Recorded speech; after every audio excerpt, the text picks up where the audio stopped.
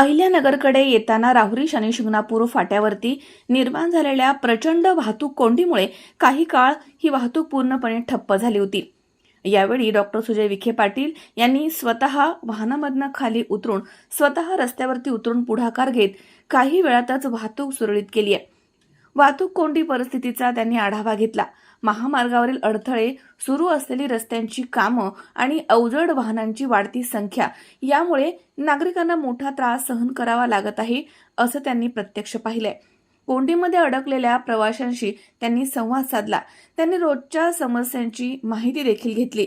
कार्यालयीन वेळेमध्ये होणारा विलंब, शाळा महाविद्यालयीन विद्यार्थ्यांना होणारा त्रास तसेच आपत्कालीन सेवांना अडथळा निर्माण होण्याबाबत नागरिकांनी चिंता व्यक्त केली आहे। यावेळी त्यांनी संबंधित अधिकाऱ्यांना तातडीनं पर्यायी मार्ग नियोजन आणि वाहतूक नियंत्रणाची काटेकोरपणे अंमलबजावणी करण्याचे निर्देश दिले आहेत। नगर मनमाड मार्गावरती सुरू असलेल्या रस्त्याच्या कामांमुळे वाहतूक व्यवस्थापन ढासळत चालले असं चित्र आहे। या पार्श्वभूमीवर त्यांनी कामाचा वेग वाढवण्यासोबतच सुरक्षित वळणं, स्पष्ट सूचना फलक आणि अतिरिक्त मनुष्यबळाची गरज अधोरेखित केली आहे। विकास कामं महत्त्वाची असली तरी नागरिकांच्या दैनंदिन जीवनामध्ये अडथळा येऊ नये असं मत त्यांनी व्यक्त केलंय। मनोज साळवे, सी 24 तास, राहुरी।